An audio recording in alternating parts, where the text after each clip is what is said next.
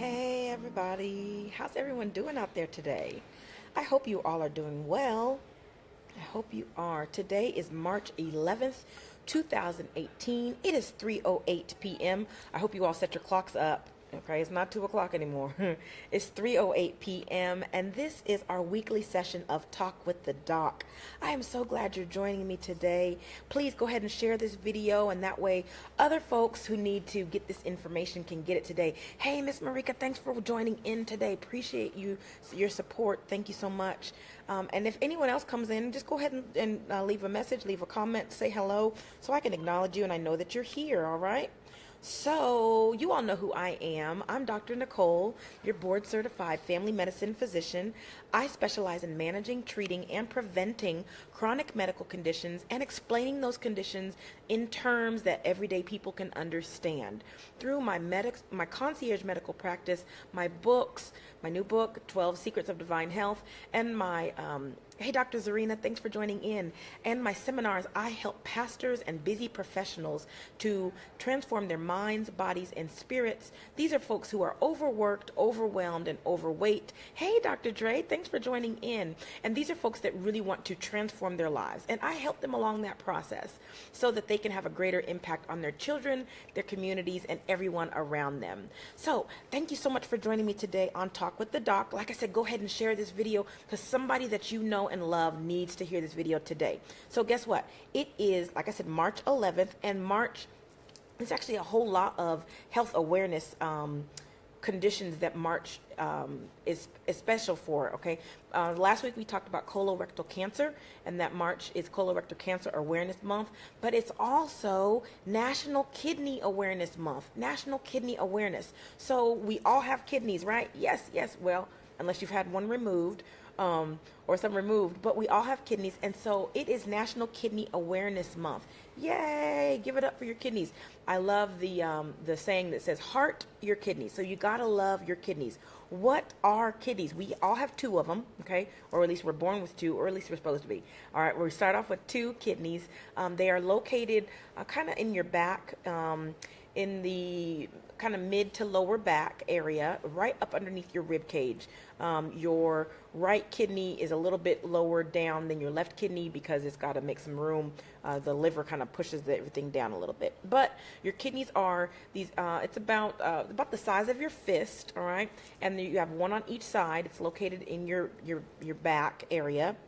And your kidneys help to regulate your blood pressure, and what they do, they filter your blood, all right? So they act like you guys have seen a colander, right? When you make pasta or spaghetti and you take your colander and you pour it in, and then the water and everything comes out, but the pasta stays in the colander. All right, so think of your kidneys like a colander or like a sieve. So it is a filter. So the blood goes in to the kidneys, and all of the bad stuff, the waste, the acid, all the waste products come out of the kidney, and then the good stuff stays in the blood system. All right. So what we don't want to happen is for big particles like proteins and sugar and other things like that to damage the kidneys and make the holes in the kidneys bigger, because when that happens, then the good stuff that's supposed to stay inside the kidneys is coming out. All right, so when your doctor tests your urine, we're testing for protein in your urine. Why? Because you're not supposed to have protein in your urine. All right, you're not supposed to have sugar in your urine. That would mean that the kidneys have some damage, and so where it's not supposed to be only waste products are coming out, that means other things are coming out, like your protein and your sugar, and that's not supposed to happen, all right? So a simple screening test for kidney disease is a urine test, right? Painless, simple, easy, right? So everyone should go and get your urine tested, right? There's another way that we test for kidney disease. We can test it's called a glomerular filtration rate. Whoa, big word, right? So the glomerular filtration rate, remember, that's what I just talked about, the filtering process in the kidneys. So a normal GFR, glomerular filtration rate, is anything above 60, all right? We want it to really to be 100 and even higher, but technically it's normal if it's above 60. So, and then we even, we make some on the blood test, we look and see, it says if you're African American, you can have a certain range of a GFR, and if you are not African American, then your GFR is a little bit, the allowances are a little bit different. So, like I said, anything above a 60 is considered to be a normal GFR. All right. So, what are the kind of things that can damage your kidneys and make it so that your GFR is lower? Oh, one more thing. We also test for something called a creatinine.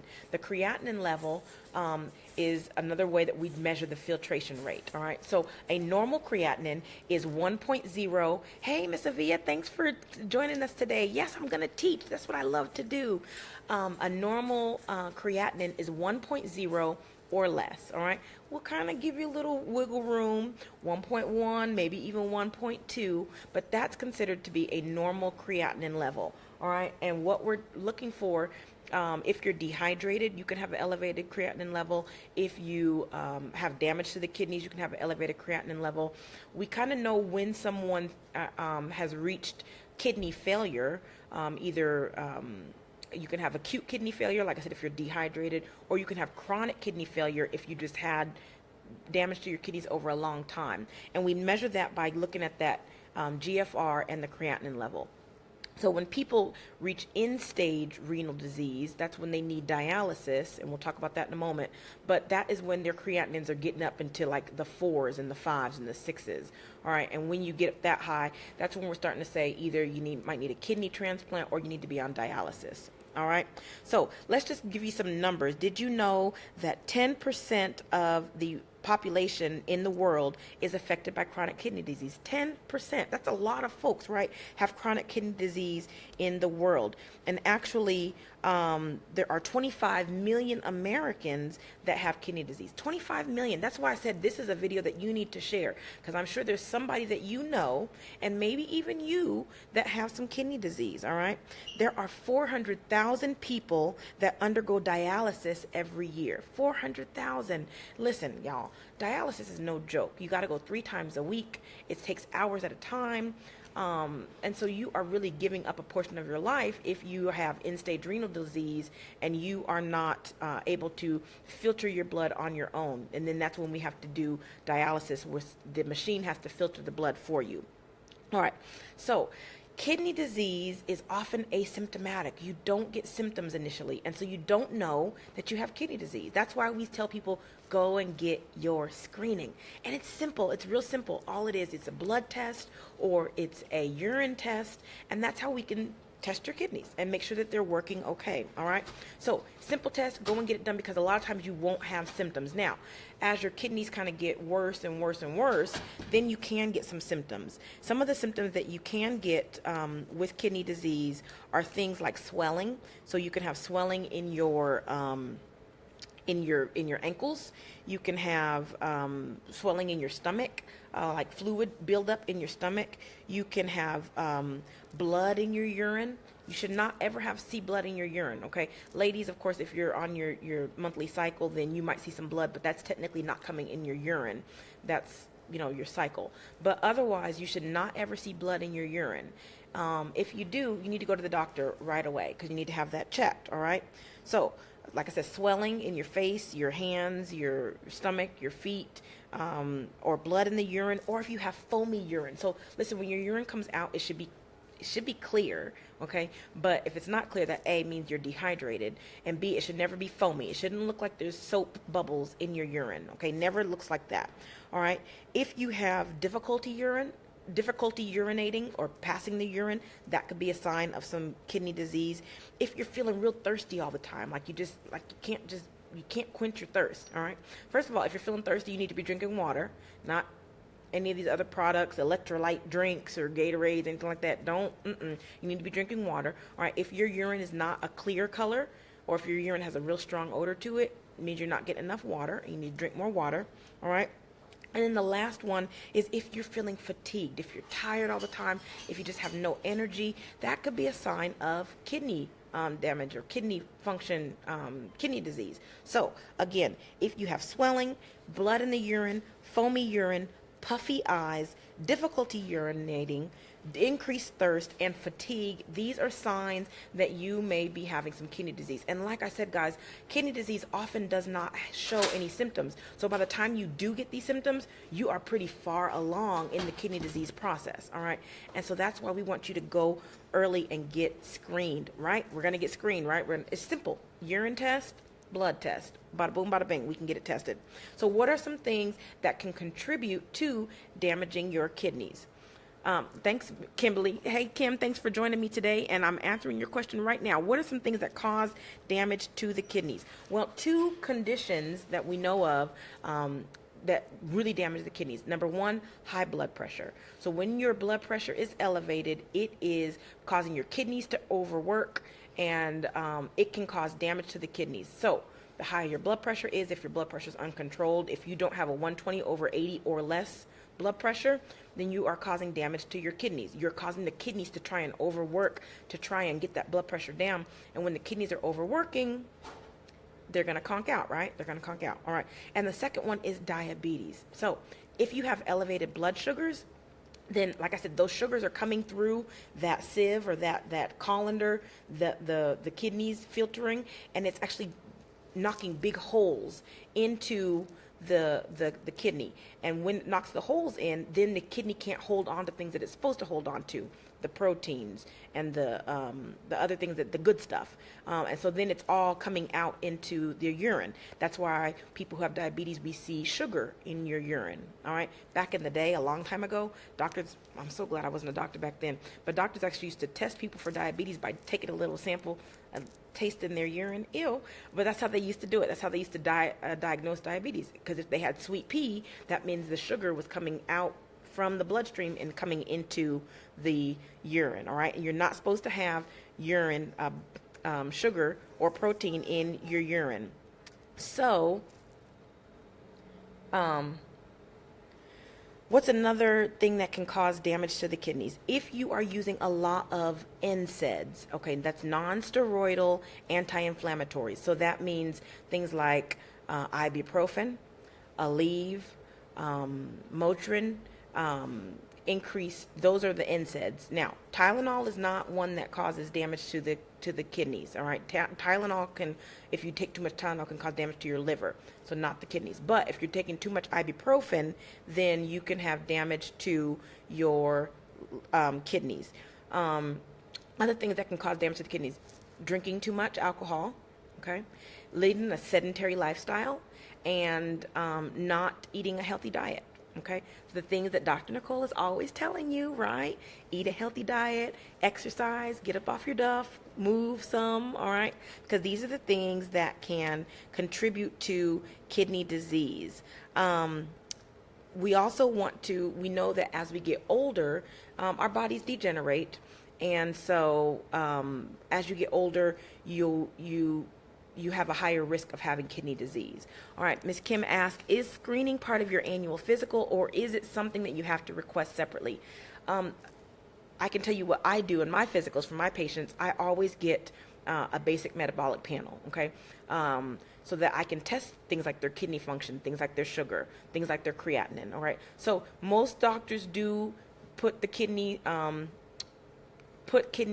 screening in your annual physical, all right? So that is something that you need to get. Now, if you have an increased risk of kidney disease, then you need to be getting it checked more than just once a year. So if you are above age 60, okay, so you are, a little bit older, if you have a family history of kidney disease, if you have diabetes, if you have high blood pressure, then you need to be getting your screenings a little bit more frequently, all right? Because like I said, we want to catch it early. By catching it early, we can do some things. We can do some things to bring to improve the kidney function, right?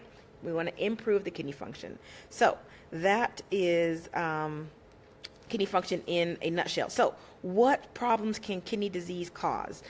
Kidney disease can cause problems with your heart. So cardiovascular disease, it can cause nerve damage, it can cause weakened bones, because your kidneys also regulate your the kidneys also regulate your blood count. So when you're anemic, the kidneys make this stuff called apoetin, which are what makes up your red blood cells. So if you have kidney disease, you often have anemia because you're not making enough red blood cells, or your red blood cells are weaker, and they're not as big because you don't have the EPO. So a lot of people who have chronic kidney disease have to get EPO injections because it helps bring up their hemoglobin, and it helps to rebuild up their blood cells, all right? Other things that can happen because of kidney disease, like I said, we have high blood pressure, strokes, and we said anemia, and then last but not least is kidney failure.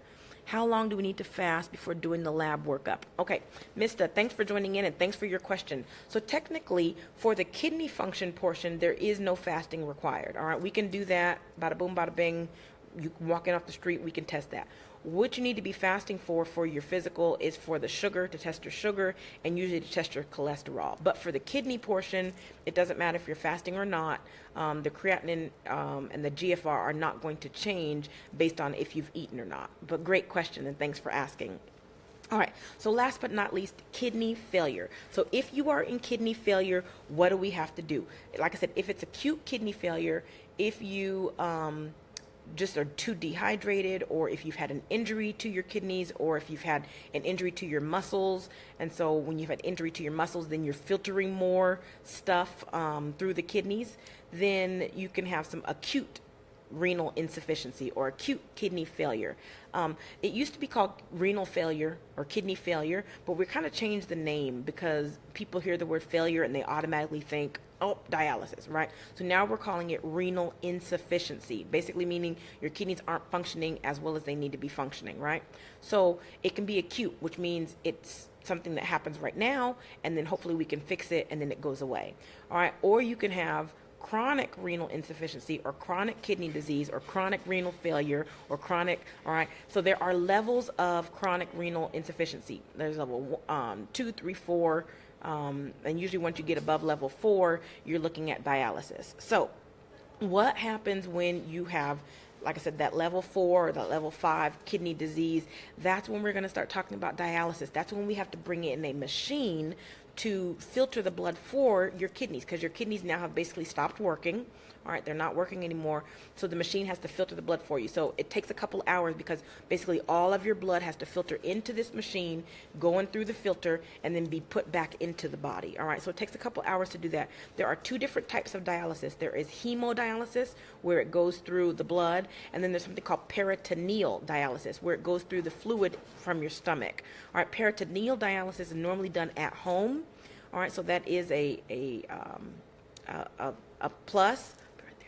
So peritoneal dialysis is done at home, but that takes a while, like overnight, all right? And then hemodialysis is a couple hour long process, and that's done in a dialysis center, all right? So what we want to do is prevent people from getting to the point where they need dialysis, right?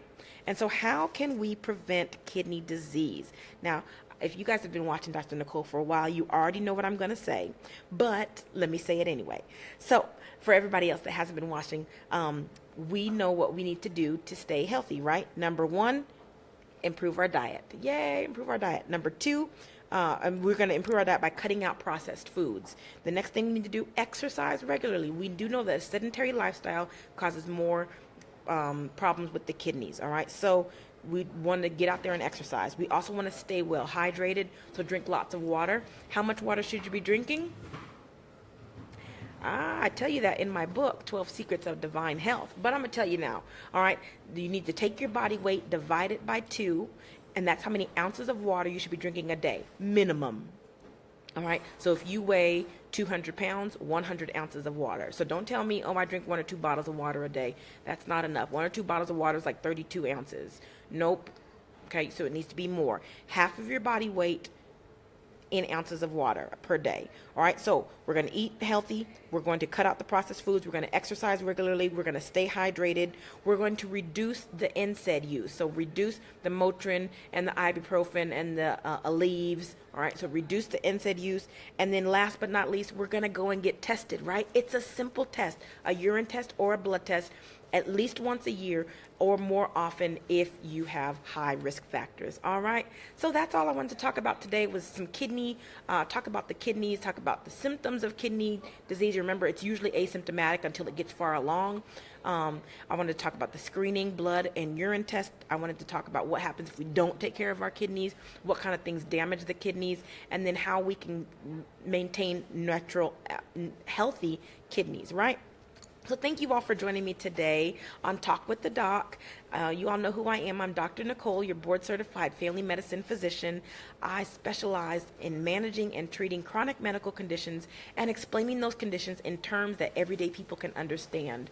Through my books, my seminars, and my concierge medical practice, I help pastors and busy professionals, people who are overworked, overwhelmed, and overweight, to transform their minds, bodies, and spirits so that they can have a greater impact on their congregations, communities, children, and everyone around them. Thank you so much again for joining me today on Talk with the Doc. I would love for you all to go and get my book, The 12 Secrets of Divine Health. Yes, so that you can learn how to be healthy, all right, in detail. All right, you can go to 12secrets.net and you can get your copy today. Yes, 12secrets.net. Get your copy today. Thank you all so much for joining me on Talk with the Doc. I will see you next week.